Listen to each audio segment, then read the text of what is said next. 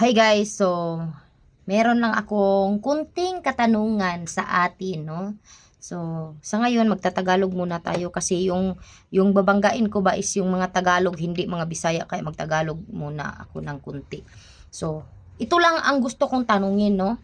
Sa daming nangangailangan ng pagkain, sa daming walang pagkain, bakit si Diwata pa na meron ng negosyo, merong pagkain, bakit siya pa ang palaging tinutulungan ng mga sikat na content creator, ng mga sikat na CEO, gaya ni Rosmar at ni Glinda? Bakit nyo pa binigyan ng madami yang Diwata na yan na walang iba kundi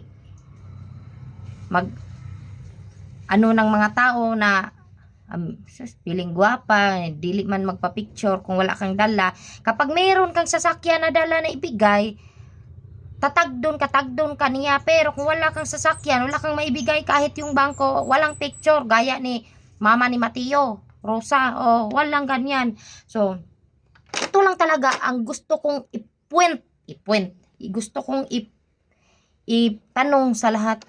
Bakit si Diwata ang gusto nyong tulungan? Para din kayo ay sumikat. Para sabihin na, yung sikat na CEO, yung sikat na vlogger, tumulong kay Diwata, ganyan. Ang dapat nating tulungan as a content creator, yung mga walang kain, yung mga may sakit. Wala naman yung sakit si Diwata. Marami yung pera, may negosyo nga eh. Tapos binigyan nyo pa ng mga sasakyan. Yung mga sasakyan na binigay nyo, dapat binilin nyo na lang ng pagkain. Marami pang mga bata at saka mga tao na nasa lansangan na matutulungan nyo. Hindi yung magbigay kayo ng magbigay sa Diwata na yan kasi may negosyo yan. Oo, may negosyo. Realidad nga, no? Realidad talaga sa Pilipino. Nung si Diwata ay hirap na hirap, walang tumulong kahit isa, di ba? Ngayon na si Diwata ay sumikat, lahat ng sikat, gusto ring magpasikat. Ayun. Bigay ni Diwata para maano din sila sa kasikatan ni Diwata.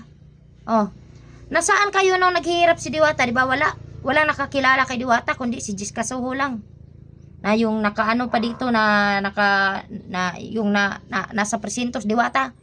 Tapos ngayon sumikat na si Diwata. Ayun. Dami nyo nang nagpakilala na content creator na magbigay-bigay. Oy!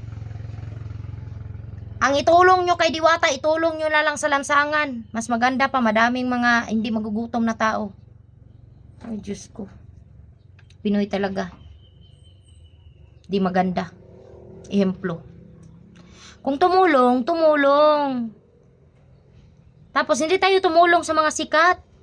Tumulong tayo sa mga mahihirap, hindi sa mayaman. Tandaan, hindi tayo tumulong sa sikat at mayaman. Sa mahirap tayo tumulong. Paano natin iahon yung mahirap kung sa mayaman tayo magtulong? Uy, Diyos ko ninyo.